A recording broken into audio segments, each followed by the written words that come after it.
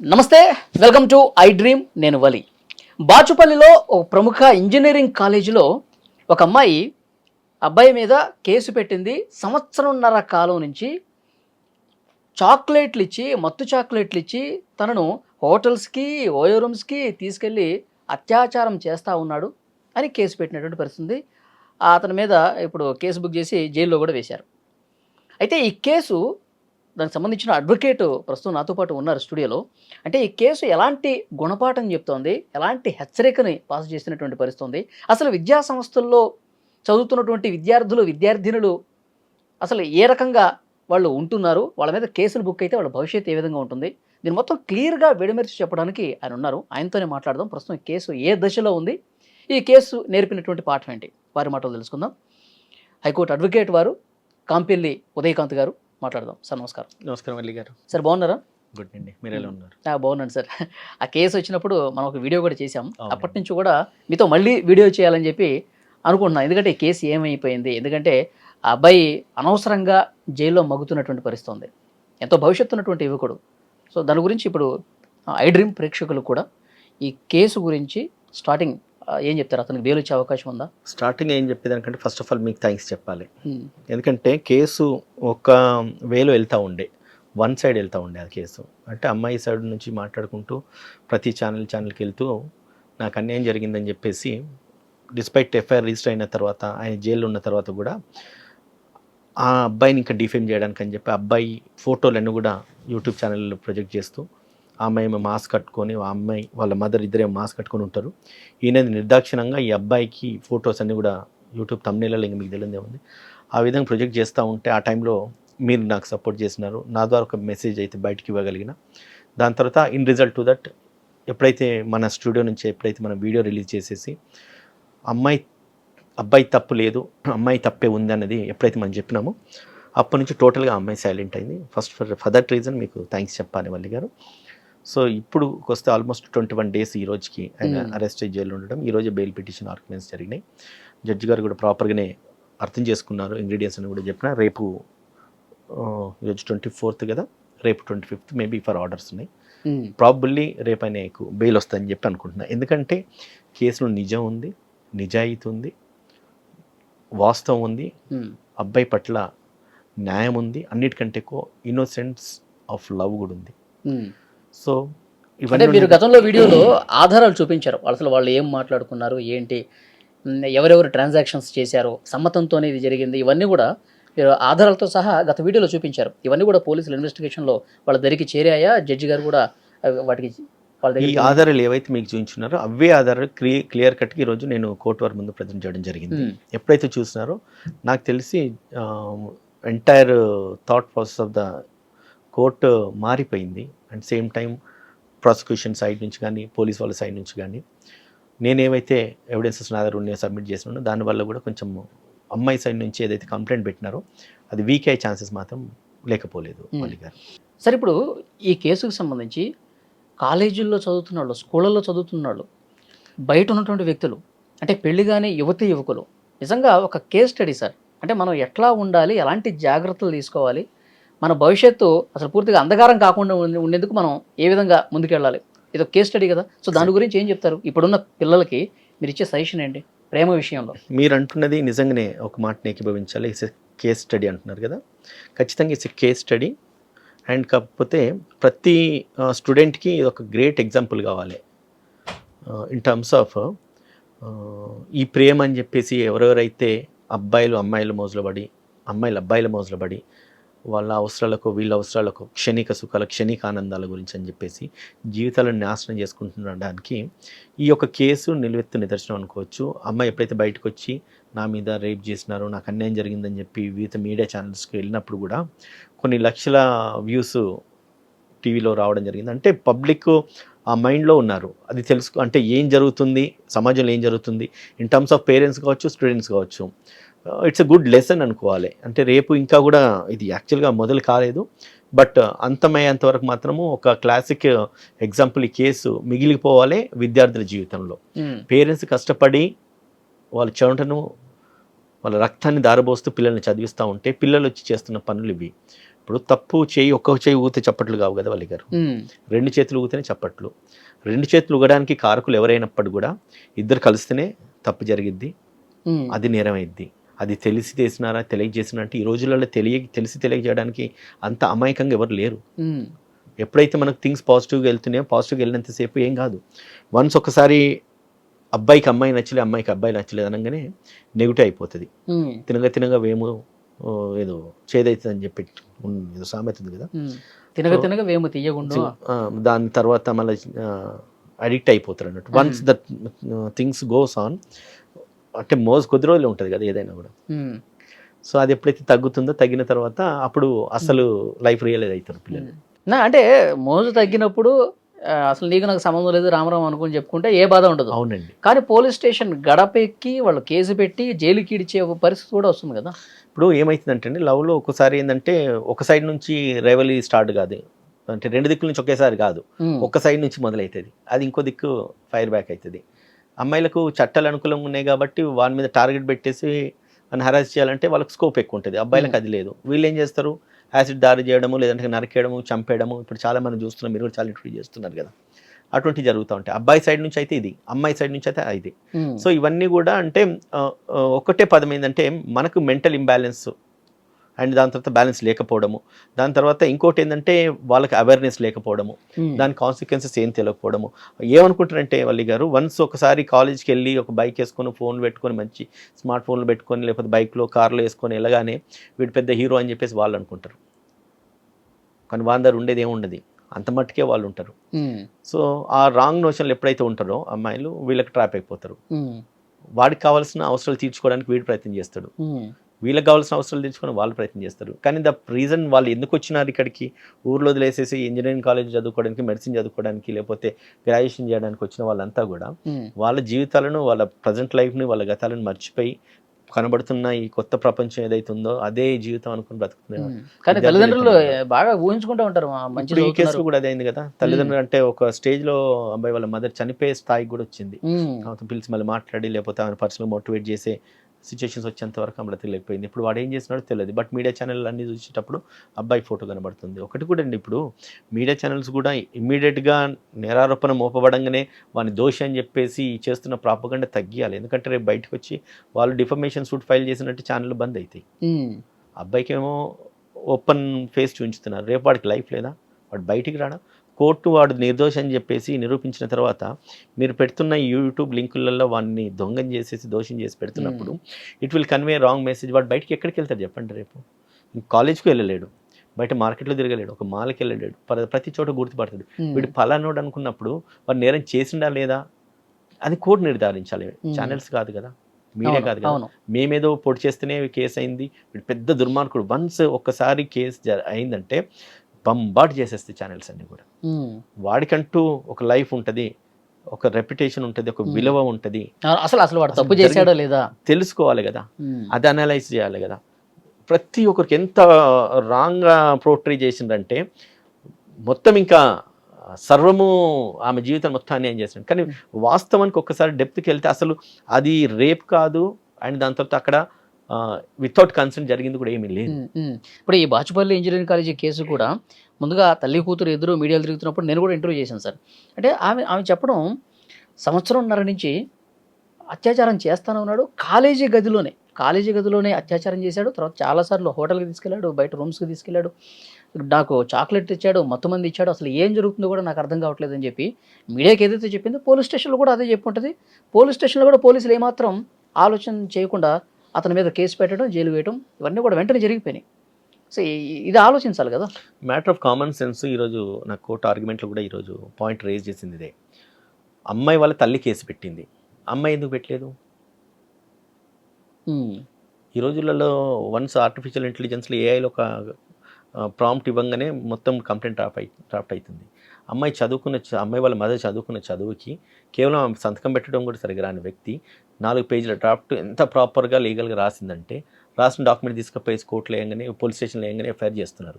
నిజంగానే అందులో వాస్తవం ఉందా లేదా అన్నది కనీసం కూడా అనలైజ్ చేస్తలేరు పోలీసు వాళ్ళు. దీనితో మీడియా ఛానల్స్ వన్స్ ఏదైనా జరిగిందంటే బంబార్డ్ చేస్తున్నారు. వాళ్ళ పోలీసుల మీద ప్రెషర్ క్రియేట్ చేస్తున్నాడు. అసలు నేరం జరిగిందా లేదన్నది నిర్ధారించాల్సిన అవసరం ఇన్వెస్టిగేషన్ ఏజెన్సీస్ మీద ఉంటుంది. వాళ్ళని పని చేయకుండా ఫట్ మంది పోలీసు పని చేస్తలేరు, పోలీసు ఇన్వెస్టిగేషన్ చేస్తలేరు, ఒక మహిళకు అన్యాయం జరిగితే అసలు పట్టించుకుంటలేరు, ఈ వ్యవస్థలో ఉన్నాము, ఇటువంటి పోలీసులు అమ్ముడు, ఇటువంటి రాంగ్ ప్రాపగండా ఎప్పుడైతే జరుగుతూ ఉంటుందో వాళ్ళకి ప్రెషర్ బిల్డ్ అవుతుంది. కాబట్టి ఏమున్నది ఎఫ్ఐఆర్ చేసి పడేద్దాంలే అనుకుంటారు. వన్స్ ఎఫ్ఐఆర్ కాగానే వీళ్ళ లైఫ్ ఏమవుతుంది, ద మూమెంట్ ఈ get arrested he'll be kept behind the bars, జైలుకు పోతాడు. జైలుకు పోయిన తర్వాత ఏం జరుగుతుంది, 10 మంది దొంగలను కలుస్తాడు. దొంగలు కలిసి వాడు ఇంకొక పెద్ద దొంగ తయారవుతాడు. అది ఇన్ టర్మ్స్ ఆఫ్ ఏదైనా కావచ్చు, ఏ కేసు అన్న కావచ్చు. ఆ స్కోప్ తీసుకొచ్చేది అంత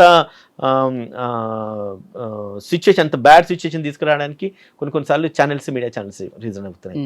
అండ్ అటువంటి ప్రెజర్ బిల్ కావడం వల్ల వాళ్ళు ప్రాపర్గా పని చేయలేరు. ఎప్పుడైతే వాళ్ళు పని సరిగ్గా చేయకపోతే నాలంటోళ్ళతో ఇటువంటి ఛానళ్ళ ముందు మళ్ళీ పోలీసులను దూషించాల్సిన పరిస్థితి ఏర్పడుతుంది కదా సార్. ఇప్పుడు ఈ కేసులో ఒకటి కొంచెం క్లారిటీ కావాలి సార్.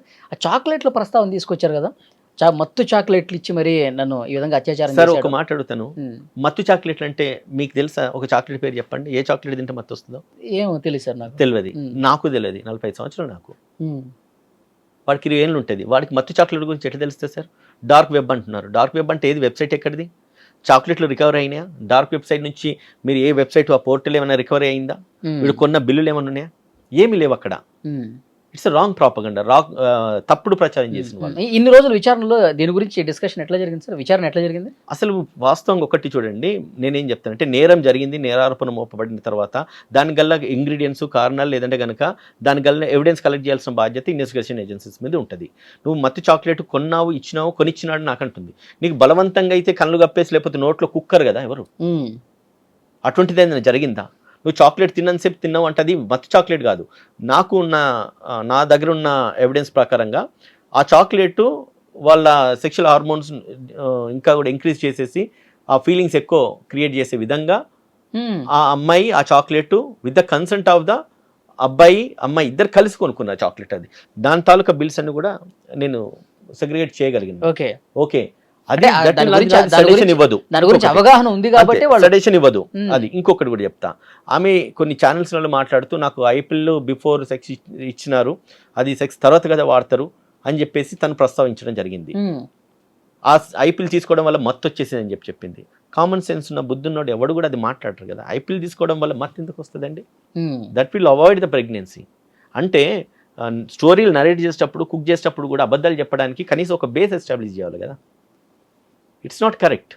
ఐపిల్ టాబ్లెట్ తీసుకోవడం వల్ల నాకు మత్తు వచ్చింది, మత్తులోకి వెళ్ళిపోయిన 3 గంటలు పడుకున్నా, నాకు ఇవో చాక్లెట్ ఇచ్చినారు. చాక్లెట్ ఎక్కడ కొన్నారు? చాక్లెట్ ఎన్ని రోజులు జరుగుతుంది? 1.5 year నుంచి ఇదే జరుగుతుందా? మ్యాటర్ అంటే కామన్ సెన్స్ ఉన్న ఎవడన్నా కానీ పోలీస్ కేసు రిజిస్టర్ చేసేటప్పుడు ఆలోచించాలి కదా. రేపు ఎన్ని రోజులు జరుగుతుంది సార్? 1.5 year నుంచి డైలీ జరుగుతూనే ఉంటుందా?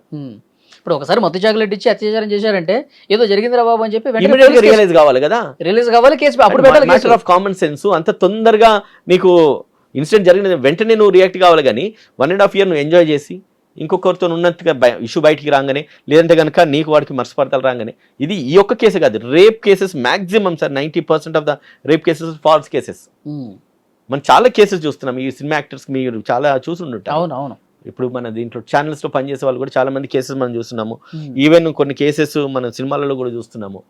2-3 సినిమాలు తీసేసినారు. ఒక రీసెంట్గా మూవీ వచ్చింది, 3 సినిమాలు తీస్తారు. ఫస్ట్ సినిమా తీసే టైంకి నన్ను రేప్ చేసిందని చెప్పేసి ఈ అమ్మాయి కేసు పెడితే 4వ సినిమా షూట్ జరుగుతుంటాయి. ఎవరో ప్రొడ్యూసర్ ఎవరో. అటువంటిదప్పుడు ఏమవుతుంది? నువ్వు ఫస్ట్ సినిమా తీసినప్పుడు రేప్ చేస్తే నువ్వు ఫస్ట్ సినిమా తీసినప్పుడు నువ్వు చెప్పాలి కదా. ఒక సినిమా స్టోరీ ఉంది, సెకండ్ థర్డ్ సినిమా తీసినప్పుడు కూడా నువ్వు ఎందుకు చెప్పలేదు? ఇది 4వ సినిమాకి వచ్చిన తర్వాత నేను ఫస్ట్ సినిమా తీసినప్పుడు నన్ను రేప్ చేసినట్టు ఇప్పుడు నువ్వు కంప్లైంట్ చేస్తే అది విత్ స్టాండ్ కాదు. Flow off frequency of events కూడా ఉండాలి. ఎంత అఫెన్స్ అయినప్పుడు కూడా, అది ఎంత నేరమైనప్పుడు కూడా. బట్ వన్ థింగ్ ఏంటంటే ప్రాక్టికాలిటీకి అనుకూలంగా దర్దాపులో ఉండాలి, అంతేగాని it's not divide the real practical. ఇది వన్స్ ఒకసారి స్టోరీ నరేట్ చేసినప్పుడు కొంచెం ఆనాలే, అబ్బాలే, రెండోది జనాలు హర్షించే విధంగా ఉండాలి. ఇప్పుడు ఏమైంది? ఈ అమ్మాయి విషయంలోకి వస్తే ఏమైంది? 6 రోజులు తిరిగింది సార్. 7వ రోజు ఎప్పుడైతే మీ ఇంటర్వ్యూ జరిగిందో 7వ రోజు నుంచి మనిషి కనబడతలేదు. ఈ రోజు దాకా ఎక్కడుందో కూడా తెలియదు. ఆమె చదువు పోయిందా? ఇంజనీరింగ్ కాలేజ్ ముందు ఆమె ముఖం చూపించుకోదు కదా, వీడి ముఖం చూపించారు. మరి అమ్మాయి తీసిన వీడియోస్, ఫొటోస్ నా దగ్గర ఉన్నాయి. అవి నేను తీసినట్టు అమ్మాయి చచ్చిపోతుంది. అంత గలీజ్ ఫోటోలు తీసి వీడియోస్ తీసి పెట్టింది ఆమె వాడికి. వాడు తీయడం కాదు అక్కడ. ఈమె సెల్ఫీ వీడియోలు తీసేసి సెల్ఫీ ఫోటోలు తీసేసి పెట్టింది. చాలా దారుణమైన ఫొటోస్. అవి మనం బయట పెడితే అమ్మాయి లైఫ్ ఇప్పుడు ఏమైతే ఆమె సైడ్ తప్పు ఉందని చెప్పి తెలిసింది సార్. తర్వాత అంటే నేను మీడియా ముందుకి వస్తే ఇవన్నీ కూడా ఏదో రోజు బయటకు వస్తాయని చెప్పి వాళ్ళకి తెలియదు. అంటే ఎవరు ప్రోద్బలం వల్ల వాళ్ళు మీడియాకి వచ్చారా? సార్ ఒకటండి, ఇప్పుడు మనిషికి ఒకసారి బ్యాడ్ టైం వచ్చిందంటే అది ఎవడూ ఆపలేడు. అంటే వాళ్ళు ఒక ఫ్లోలో వెళ్తున్నారు, వాళ్ళు మర్చిపోయిన అసలు ఏం జరిగిందన్నది. ఇంత వాడిని డిఫేమ్ చేస్తున్నప్పుడు ఆమెకు కొంచెం మ్యాటర్ ఆఫ్ కామన్ సెన్స్ కదా. నా ఫొటోస్ వీడియోస్ వాళ్ళ దగ్గర ఉన్నాయని చెప్పి ఆమె చెప్తుంది. మరి 1 ఆర్ ద అదర్ టైం అది బయటకు వస్తే ఆమె జీవితం ఏమైపోతుంది ఆలోచించదా? ఈ ఒక మెసేజ్ ఆమె ఒక్కదాని గురించి కదా, ప్రతి ఆడపిల్ల గుర్తుపెట్టుకోవాలి. ఇదివరకు ఫస్ట్లో చెప్పినట్టు అమ్మాయి అబ్బాయి ఇద్దరు కలిస్తేనే కదా నేరం జరిగేది, తప్పు జరిగేది. కలుస్తున్నప్పుడు మన జాగ్రత్తలు మనం చూసుకోవాలి కదా. వాడిని ఎంత ప్రేమిస్తున్నా ఏం చేస్తున్నా అనేది పక్కన పెడితే అంత లిబర్టీ ఇచ్చేసి ఫ్రీడమ్ ఇచ్చేసి నువ్వు అంటే చెప్పుకోలేని విధంగా నువ్వు ఫొటోస్ దిగి లేకపోతే వీడియో తీసి అవతలకు పంపిస్తున్నప్పుడు ఏదో ఒక రోజు అది అడ్వర్స్ అయినప్పుడు ఏంటి పరిస్థితి? You should have that sense. మీరు చేస్తున్న తప్పులు, మీరు ఇస్తున్న లీనియన్స్ అది డెఫినెట్గా 1 ఆర్ ద అదర్ ఇటు వీళ్ళు కావచ్చు వాళ్ళు కావచ్చు ఎవరైనా అడ్వాంటేజ్ తీసుకుంటారు. థింగ్స్ అడ్వర్స్ అయినప్పుడు బయటకు వస్తాయి. బయటకు వచ్చినప్పుడు ఇటువంటి సిచ్యువేషన్ ఫేస్ చేయక తప్పదు కదా. ఇంకొకటి సార్, ఇంజనీరింగ్ కాలేజీల్లో ఏంటి పరిస్థితి? ఇప్పుడు ఇది జరిగిన తర్వాత ఆమె అక్కడ స్థానికంగా ఉన్నటువంటి ఆ కాలేజీలో హెచ్ఓడి కావచ్చు, ప్రిన్సిపల్ వరకు కూడా వెళ్ళిందంట ఒకసారి.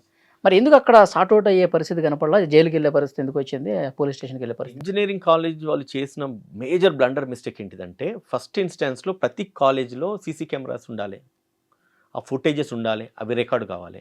పలానా డేట్నో పలానా టైం నాడు ఈ ఇన్సిడెంట్ జరిగిందని అన్నప్పుడు ఆ రోజు కనుక ఆ డేట్లో ఆ టైంలో ఆ సీసీ కెమెరా ఫుటేజెస్ తీసి ఉంటే కనుక ఖచ్చితంగా ఇప్పుడు మనకు కోర్ట్ మూవీ ఒకటి ఉన్నది రైట్. అందులో ఏం జరుగుతుంది సినిమాలో, ఆ అమ్మాయి అబ్బాయి లోపల పోతారు, లోపల ఏం జరిగిందన్న తర్వాత సంగతి అది. బట్ కేవలం ఆ ఒక్క సీసీ కెమెరా ఫుటేజెస్ని బేస్ చేసుకొని దీని మీద పోక్సో కేసు పెడతారు రైట్ సార్. సో అదేవిధంగా ఒకవేళ ఆ బేస్ మనకు దొరకగలిగితే సరే లోపల ఏం జరిగిన తర్వాత సంగతి, వాడు లోపలికి పోయిండు, అమ్మాయిని బలవంతంగా తీసుకెళ్ళినాడా, ఆమె ఇష్టంతో పోయిందా, బలవంతంగా బయటకు వచ్చిందా, ఆమె సెట్టింగ్స్ ఎట్లా ఉన్నాయి అనేది అర్థమవుతుంది కదా. సో ఆ ఒక్క నెగ్లిజెన్స్ వాళ్ళు చేస్తున్నారు. వాళ్ళ దృష్టికి తీసుకెళ్ళిన తర్వాత వాళ్ళు ఏం చేయాలి, ఇమీడియట్గా ఆ కమిటీ ఏదైనా ఉంటే కనుక బోత్ ద సైడ్ పేరెంట్స్, అబ్బాయి అమ్మాయి పేరెంట్స్ పిలిపించి మాట్లాడి ఇంటర్నల్ కమిటీతో కూర్చొని వాళ్ళని స్పెసిఫై చేసి పంపాలి. అది చేయలేకపోయినారు.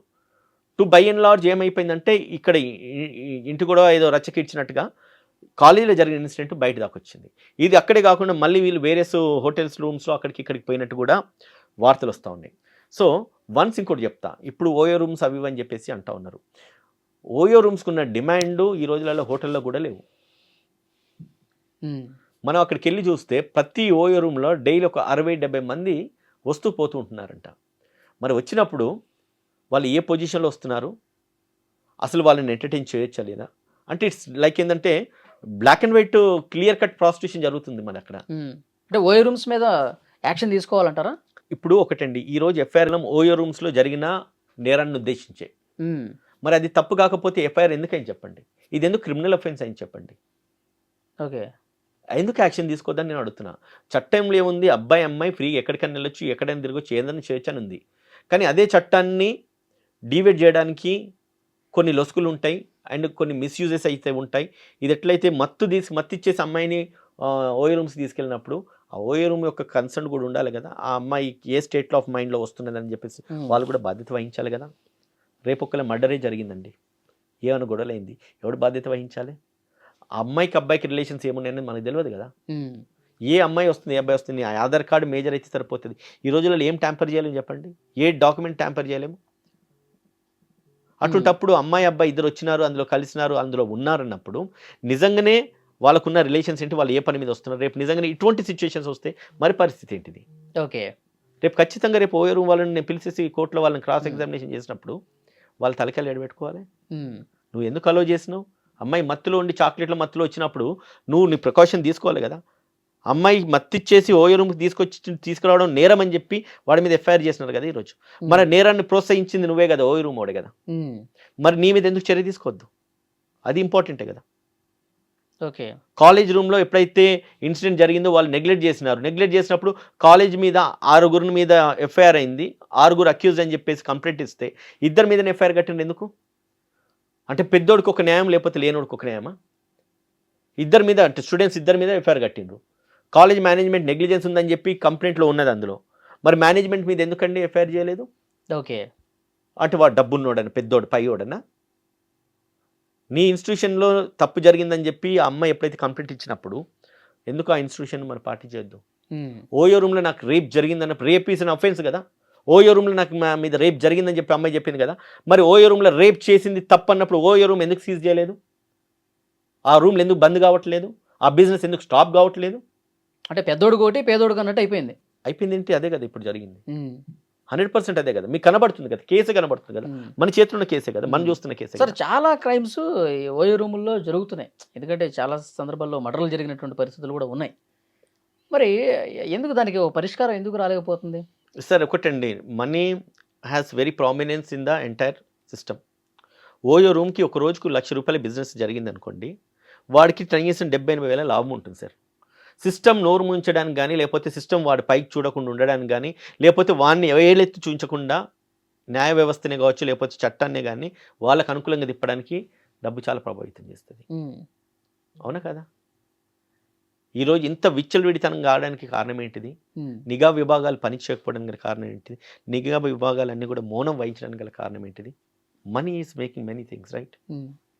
మీకు అర్థమై ఉంటుంది ఏం చెప్తాం అనుకుంటున్నాను. సార్ ఇప్పుడు ఆ ఓయో రూమ్స్ దాన్ని బంద్ చేయడం కష్టమైనప్పుడు కేవలం ఫ్యామిలీస్కి మాత్రమే ఓయో రూమ్స్ కేటాయించబడుతున్నాయి అనేది ఏమైనా రావాల్సిన అవసరం ఉందంటారా? అట్లా వస్తే ఓయో రూమ్స్ నడవాయి, రైట్? ఇప్పుడు మనీ జనరేట్ చేయాలంటే ఇల్లీగల్ ఆస్పెక్ట్స్ని ఎంటర్టైన్ చేస్తేనే అక్కడే ఎక్కువ డబ్బు ఉంటుంది కదా సార్. అమృత కంటే విషయం తొందర పని చేస్తే ఎందుకు? అది ప్రాణం తీసేది కదా. ఓకే, ఎందుకంటే మీరు ఓయో రూమ్స్లో ఇట్లా జరుగుతున్నాయి కాబట్టి వీటి మీద పోరాటం చేయాల్సిన అవసరం ఉందని చెప్తున్నారు కాబట్టి చేయాలి. ఎందుకు నేనే ఒకటండి, ఓయో రూమ్స్ నడుపుకోండి, మీరు ఏదైనా చేసుకోండి. మేజర్ అమ్మాయిలు అబ్బాయిలు వస్తే వాళ్ళను మీరు ఆశ్రయం ఇవ్వండి. చట్టం నిర్దేశించి ఏదైతే చెప్తుందో చేయండి. మరి చట్టం నిర్దేశించి చెప్పిన దాంట్లోనే ఒక నేరం జరిగింది కదా. మరి దీన్ని ఎట్లా మీరు రెస్ట్రిక్ట్ చేస్తారు? దీన్ని ఎట్లా అవాయిడ్ చేస్తారు? దీన్ని ఎట్లా ప్రొటెక్ట్ చేస్తారు? Is it not? A crime జరిగినా మీరు కూడా బాధ్యులే అన్నది గ్రహించాలి. అది గ్రహించాలి కదా. ఇది ఇప్పుడు ఈ కేసు ఈ యొక్క ఎఫ్ఐఆర్ఏ ఒక క్లాసిక్ ఎగ్జాంపుల్ అయింది కదా. సో అటువంటిప్పుడు మీకేం మెసేజ్ కన్వే అయింది? ఒక అమ్మాయిని చాక్లెట్ ఇచ్చి మత్తుది ఇచ్చేసి ఓ రూమ్లో తీసుకొచ్చినారని ఒక ఎఫ్ఐఆర్ అయింది. మరి అందులో నేరం జరిగింది అన్నట్లే కదా ఇక్కడ. మరి నేరం జరిగిన ప్లేస్ను నువ్వు ఎందుకు నిర్మూలించొద్దు? ఆ ప్రాక్టీస్ని ఎందుకు నువ్వు అవాయిడ్ చేయొద్దు? Is it not the responsibility of the state or the government are the police? నేను వేగ్గా మాట్లాడట్లేదు సార్. నేను రికార్డెడ్ గా ఈ రికార్డెడ్ గా ఏదైతే ఇన్సిడెంట్ జరిగిందో, ఎక్కడైతే నేరం జరిగిందని చెప్పేసి అమ్మాయి చెబుతుందో, ఆ నేరం ప్రూవ్ అయ్యేంత వరకు కూడా అటువంటి రూమ్స్ అన్ని కూడా ఇమీడియట్ గా సీజ్ చేయాలి, పోలీస్ కస్టడీలో ఉండాలి. ఇంకొకటి ఇటువంటి జరగకుండా ఉండాలంటే ఖచ్చితంగా పోలీస్ నిఘా విభాగాలు ఏవైతే ఉన్నాయో వాటి మీద ఎంక్వైరీ చేసేసి ప్రాపర్ ఇన్వెస్టిగేషన్ చేసి ఎక్కడైతే నేరం జరిగిందని అనబడుతుందో ఆ ప్రీమిసెస్ పూర్తిగా సీజ్ చేయాలి. ఇప్పుడు మీరు గ్రౌండ్లోకి వెళ్ళి లీగల్గా ఏమైనా ఫైట్ చేసే అవకాశం ఉంది దీని మీద? సార్ నేను ఒక న్యాయవాదిగా కోర్టు పరిధిలో నేను ఎంత వర్క్ చేయగలుగుతా అంతవరకు చేయగలుగుతాను. గ్రౌండ్లోకి వెళ్ళి చేయాలంటే మీలాంటి మీడియా ఛానళ్ళు చేయాలి. గ్రౌండ్లోకి వెళ్ళి తలుపులు వేసేసి ఇక ఇందులోకి ఎవరు రావద్దని అట్లా మీరు లీగల్గానే మీరు చేసేదే ఏంటి మీ కార్యాచరణ? ఒకటండి, ఇప్పుడు ఏదైతే నేను అవేర్నెస్ ఇస్తున్నానో అది ప్రజల్లోకి వెళ్తే నా సోషల్ ఒక రెస్పాన్సిబిలిటీ ఏదైతే ఉన్నదో నేను ఫుల్ఫిల్ చేసినట్టు అవుతుంది. దానికి మీలాంటి ఛానల్ సహకరిస్తే I will be more happy. ఈ అవేర్నెస్ అట్లీస్ట్ స్టూడెంట్స్కు ఒక 100 మందికో 1000 మందికో 1,00,000 మందికో ఈ వీడియో రీచ్ అయింది అనుకోండి, రేపు వాడు అక్కడ పోవడానికి వాడు భయపడతాడు, ఇటువంటి నేరం చేయడానికి భయపడతాడు. ఇటువంటి నేరాలను ప్రోత్సహిస్తున్న ఆ ఓయో రూమ్లు బంద్ అవుతాయి. ఆ పోలీస్ యంత్రాంగం పని చేయాల్సిన విధంగా ప్రాపర్గా పని చేస్తే ఇటువంటి నేరాలే జరిగాయి కదా. I right? సో నేనేమంటే సరే మనకు అవకాశం దొరికింది, what best message we can give to the society అంటే ఖచ్చితంగా మీరు అడుగుతున్న ప్రతి ప్రశ్నకు నేను ఇస్తున్న ప్రతి సమాధానం ప్రజల్లోకి రీచ్ అయితే ఖచ్చితంగా ఒక అవేర్నెస్ అయితే వస్తుంది. అంటే వీడియోలు చూసి అవేర్నెస్ వస్తుంది రాదు అనుకుంటే అది సెకండరీ. మీరు కోర్టులో ఈ ఓయోల వల్ల ఇలాంటి పరిస్థితులు ఉన్నాయని చెప్పి మన పిటిషన్ వేసే అవకాశం సార్. ఇప్పుడు ఇదొక ఎగ్జాంపుల్ కేసు, అండ్ ఈ యొక్క కేసును కనుక నిజంగానే మనం మీరు అన్నట్లుగా స్టార్టింగ్లోనే మీరు అన్నారు, it's one of the classic case, ఒక మంచి మెసేజ్ ఇవ్వదగ్గ కేసు యువతకి అన్నప్పుడు నిజంగానే కోర్ట్స్ కూడా ఇంటర్ఫియర్ అయ్యేసి అటువంటి ఇన్సిడెంట్స్ ఏదైతే జరుగుతుందో అవసరమైతే జ్యుడిషియల్ ఇంటర్ఫియరెన్స్ ఉండాలి. అండ్ ఇటువంటి పిల్లలు ఎక్కడికైతే ఇట్లు వాళ్ళు వెళ్తున్నారు అంటప్పుడు అట్లీస్ట్ అవన్నీ నిర్మూలించాలి. చదువుకునే పిల్లలు ఇద్దరు కలిసేసి వెళ్తున్నారు, మేజర్ అయితే కావచ్చు, but by age wise they are major, but they are mental wise they are not matured. And వాళ్ళకి రూపాయి సంపాదించే స్కోప్ లేదు. ఈ ఫోన్ యాప్స్ లేకపోతే లోన్ యాప్స్ అని చెప్పేసి డబ్బులు తీసుకుంటున్నారు, డబ్బులు తీసుకొని ఆ ఒక్క డబ్బులతోని వీళ్ళు ఎంజాయ్ చేస్తున్నారు. ఆయన దాని తర్వాత ఆ అప్పులు కట్టడానికి అని చెప్పేసి తల్లి దగ్గర నుంచి తప్పుడు విధంగా డబ్బులు తీసేసుకోవడము, వాళ్ళ అకౌంట్స్ నుంచి డబ్బులు దొంగతనం చేయడము, ఆ రకంగా మళ్ళీ పేమెంట్స్ చేస్తున్నారు, అప్పులు కట్టుకుంటున్నారు. దీనివల్ల పేరెంట్స్కి నష్టం జరుగుతుంది, పిల్లల లైఫ్ డిస్టర్బ్ అవుతా ఉంది, అప్పుల పాలవుతున్నారు, డబ్బులు నష్టపోతున్నారు. వన్ థింగ్ అండి, ఎండ్ ఆఫ్ ద డే ఈ రోజు మిగిలింది ఏంటి? అబ్బాయి అమ్మాయి చెప్పండి. అబ్బాయి భవిష్యత్తు నాశనం అయిపోయింది కదా. ఇప్పుడు నాలంటోడు ఎవడో మంచి వకీలు కరెక్ట్ అయింది అనుకోండి, అమ్మాయి తోకలు కట్ అయిపోయినాయి కదా ఇవాళ. అంతే, నేను అనవసరంగా మీడియా ముందుకు వెళ్ళండి, అనవసరంగా కేసు పెట్టాను అని పశ్చాత్తాపడే పరిస్థితికి వచ్చింది. ఇప్పుడు అమ్మాయి ఎక్కడుందో తెలియదు, కనిపించట్లేదు సార్, టోటల్ వ్యానిష్ అమ్మాయి. నువ్వు బయటకు వచ్చినావు అంటే ఆమె రికార్డ్స్ బయటకు వస్తాయి కదా, ఆమె ఏమేమి వీడియోలు వాడికి పంపించింది అన్నది ఆల్రెడీ మన దగ్గర డేటాబేస్ సెగ్రిగేట్ చేసుకుని ఉన్నాం కదా. నువ్వు బయటకు వచ్చి నా మీద నేరం జరిగింది, నా వీడియోలు బలవంతంగా తీసిందంటే, ఇప్పుడు నేను బయటికి తీసిందంటే ఏమవుతుంది చెప్పండి? ఇప్పుడు ఈ వీడియో చూసిన తర్వాత కూడా ఆమెకు భయం పట్టుకుంటుంది కదా. నువ్వు చేసింది తప్పు, ఆయన ఒక జీవితాన్ని నాశనం చేసినావు, నీకు టిట్ ఫర్ టాట్ ఎందుకు ఇవ్వద్దు? ఓకే, నువ్వు ఇటుకతో కొడితే నేను రాయితో కొడతా అన్న సమాజంలో మనం బతుకుతున్నాము. నువ్వు గెలికినావు, గోకినావు, ఇప్పుడు నీకు తప్పదు ఇంకా గోకించుకున్నావు. సరే, ఫైనల్గా చెప్పండి, యువకులకు ప్రేమ పేరుతో తిరుగుతున్నటువంటి వాళ్ళకి తర్వాత ఏదన్నా చెడితే జైలు పాలయ్యే పరిస్థితి ఉంది కాబట్టి ప్రేమ ఏం చెప్పండి నాకు. వాట్ ఈస్ ప్రేమ? మీరు ఇంత పెద్ద జర్నలిస్ట్ కదా, you define what is love. ఏముంది సార్ లవ్ అంటే? క్షణిక వాళ్ళ క్షణిక సుఖాలను ఫుల్ఫిల్ చేసుకోవడానికి అని చెప్పి వాడుతున్న కాన్సెప్ట్ ఒకటే లవ్. క్షణిక ఆనందాలు, క్షణిక సుఖాలని ఫుల్ఫిల్ చేసుకోవడానికి వాడుతున్న కాన్సెప్టే లవ్. అది ఈరోజు యువత చేస్తున్నారు. అది ఈ లైలా మజ్ను లేకపోతే పారు దేవదాస్ కాదు కదా, ఆ సమాజంలో మనం లేం కదా. ఈయనకాడ పైసలు ఉంటే లవ్ ఉంటుంది, ఈయనకాడ బండి ఉంటే లవ్ ఉంటుంది, ఈయనకాడ కారు ఉంటే లవ్ ఉంటుంది, ఆ పూరి అందంగా ఉంటే లవ్ ఉంటుంది. అంతే, అందంగా లేని అమ్మాయిని ఎవడు ప్రేమిస్తున్నాడు? అందంగా లేనివాడు ప్రేమించాలి. మళ్ళీ బాగా అందంగా ఉన్నవాడు ఎవడైనా పనికిరాని లేకపోతే నార్మల్ యావరేజ్ ఫిగర్ని లవ్ చేయడు కదా. బాగా ఎక్స్ట్రాడినరీ రిచ్ అయి ఉండి లేకపోతే ఎక్స్ట్రాడినరీగా అందంగా ఉన్న అమ్మాయి ఫుట్పాత్ కానీ లవ్ చేయదు కదా, బైక్ని లవ్ చేయదు కదా, బెంజ్ కార్లు వచ్చేది లవ్ అంటే అది కదా. లవ్ ఈజ్ బ్లైండ్ అంటాం కదా, అవి చూసుకోవట్లేదు కదా ఎవడు. They are seeing everything equally. మనకు అనుకూలంగా ఉండాలి, డబ్బులు ఖర్చు పెట్టాలి, అన్ని ఫుల్ఫిల్ చేయాలి, దెన్ వాళ్ళ అవసరాలు తీర్చుకోవడానికి ఒక ట్యాగ్ ఇవ్వాలి, దట్స్ కాల్డ్ లవ్. అది తెలుసుకోగలుగుతుంది యువత. అసలు లవ్ ఎక్కడ ఉంటుందని పేరెంట్స్ చిల్డ్రన్స్ మధ్యలో, చిల్డ్రన్స్ పేరెంట్స్ మధ్యలో ఉంటుంది. It's a pure love. And more over ఇవాళ రేపు హస్బెండ్ అండ్ వైఫ్ రిలేషన్స్లో కూడా ఎక్కువ లవ్లే కనబడతలేవు. అక్కడే చాలా డిఫరెన్సెస్ వస్తున్నాయి. ప్రేమించి పెళ్లి చేసుకున్న దాంట్లో కూడా లవ్లు లేవు. పిల్లలు కన్న తర్వాత కూడా వాళ్ళకు విభేదాలు వస్తున్నాయి. Where is the love? లవ్కి ఒక డెఫినేషను లేకపోతే దాన్ని ఎట్లా డిస్క్రైబ్ చేస్తారు చెప్పండి మీరు? You might have seen many people కదా, చాలా మంది చూస్తుంటారు కదా. అసలు ఎక్కడ wear is the pure love చెప్పండి? కనిపించట్లా. వాళ్ళ అవసరాలకు సార్ రీసెంట్ కేసు కూడా మీరు చూస్తుంటారు, వైష్ణవి అమ్మాయి చనిపోయింది కదా. అటువంటి మీకు న్యూమరస్ కేసెస్ ఉన్నాయి. పెళ్లి కాకముందు పురుగుల మందు తాగి నువ్వు లేకపోతే చచ్చిపోతా అని చెప్పి పురుగుల మందు తాగి బతికిన తర్వాత ఇంత ప్రేమ ఉంది కదా అని పెళ్లి చేస్తే కత్తితో పొడిచి చంపాడు. దారుణంగా. అది మళ్ళీ అది ప్రేమ ఎందుకైతే చెప్పండి మరి? ఇప్పుడు నేను తప్ప? అమ్మాయి కోసం చచ్చిపోతా అన్నవాడు సూసైడ్ అటెంప్ట్ చేసినవాడు అమ్మాయిని చంపేసిండు, ఇంత దారుణంగా చంపేసిండు. ఎక్కడ బ్రూటల్ అంటారు కదా అది. మరి ఇప్పుడు చెప్పండి, లవ్ అనేది అసలు ఈ రోజులలో ఈ సమాజంలో ఇప్పుడున్న యువతకు సంబంధించి there is no love in the dictionary.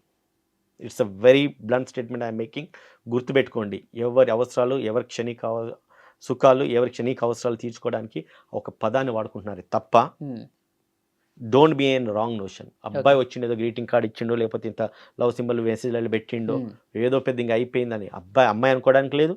అమ్మాయి అటువంటి చేసినా కూడా వీడు పిచ్చోడ వేసి పాగలగాడు అయితే కనుక అనవసరంగా పొరపాట్లు చేసి జీవితాన్ని నాశనం చేసుకోదు. ఊసులు లెక్క పెట్టక తప్పది. ఇంకా లవ్ గురించి ఇంకేమైనా మీరు డెఫినేషన్స్ అడుగుతారా, డిఫైన్ చేస్తారా చెప్పండి? I'm open with any student, any college. డిబేట్లు అవసరమైతే మీరు డిబేట్స్ పెట్టండి సార్. మీ ఛానల్ వాళ్ళు వెళ్ళేసి కాలేజ్కి వెళ్ళి పర్మిషన్ తీసుకోండి, ఇటువంటి ఎట్లా ఎరాడికేట్ చేయాలి, ఎట్లా నిర్మూలించాలి.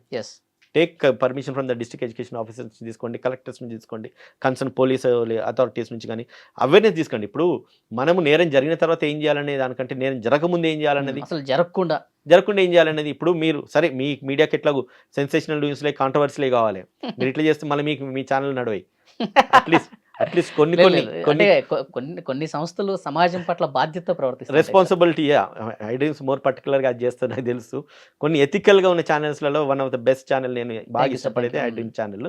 సో అటువంటి ఏమైనా ప్రోగ్రామ్స్ మీరు కండక్ట్ చేస్తున్నా కూడా అట్లీస్ట్ మీరు ఒకవేళ తీసుకొస్తే మాలాంటి లీగల్ అవేర్నెస్ ఇవ్వడానికి అడ్వకేట్స్ ప్యానల్ నుంచి కావచ్చు, సోషల్ యాక్టివిస్ట్ కావచ్చు, లేదంటే సైకాలజిస్ట్లే కావచ్చు, లేదంటే పోలీస్ అథారిటీసే కావచ్చు, అవసరమైతే గవర్నమెంట్ నుంచి కూడా నేను సపోర్ట్ చేసుకుంటా, జ్యుడిషియల్ నుంచి సపోర్ట్ చేసుకుంటా, ఒక జ్యుడిషియల్ ఆఫీసర్, ఒక జడ్జో లేకపోతే రిటైర్డ్ పిల్లల్లో అవగాహన పెంచడం కోసం ఒక కార్యక్రమం పెంచడానికి ఇంజనీరింగ్ కాలేజెస్లో అటువంటి ప్రోగ్రామ్స్ ఏమైనా పెట్టగలిగితే, అటువంటి డిబేట్స్ కండక్ట్ చేయగలిగితే ఎక్కడ పెట్టినా చెప్పండి.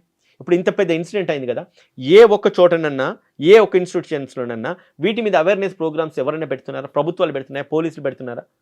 కలెక్టర్స్ ఏమన్నా ఇన్స్ట్రక్షన్స్ ఇస్తున్నారా? డిస్ట్రిక్ట్ ఎడ్యుకేషన్ ఆఫీసర్స్ ఇస్తున్నారా? ఇంత నేరం జరుగుతుంది, ఇంత దారుణాలు కాలేజెస్లలో స్కూల్స్లలో జరుగుతున్నప్పటికీ అసలు మనం అవేర్నెస్ ఇవ్వట్లేదు కదా. ఇది చేయడం వల్ల ఇది జరుగుతుంది, మీరు బాధ్యత రహితంగా మీరు వ్యవహరిస్తే కనుక ఇబ్బంది అవుతుంది, మీ బాధ్యతలు మీ విలువలు ఇవి, మీరు ఈ లిమిటేషన్స్ ఈ పరిధిలో ఉండండి అని చెప్పుంటే ఈరోజు ఈ వ్యక్తి బలిగాకపోయేటోడు.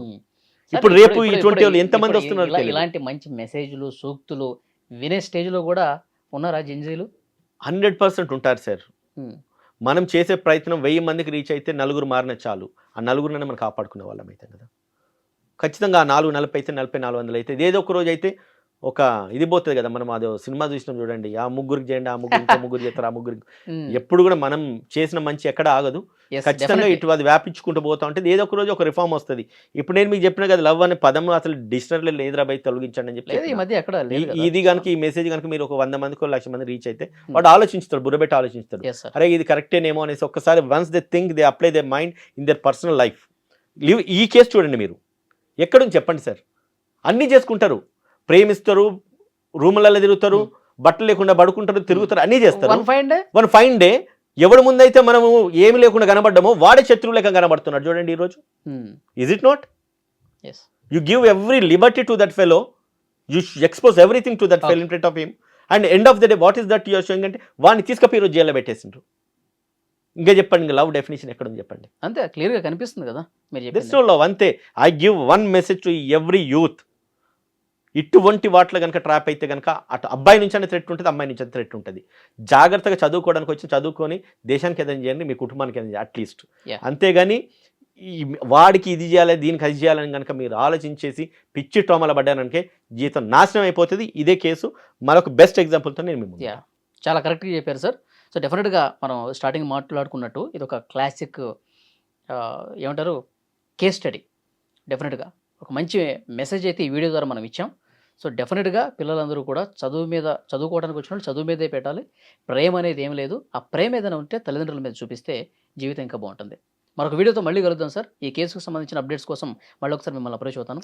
Thank you very much. Thank you.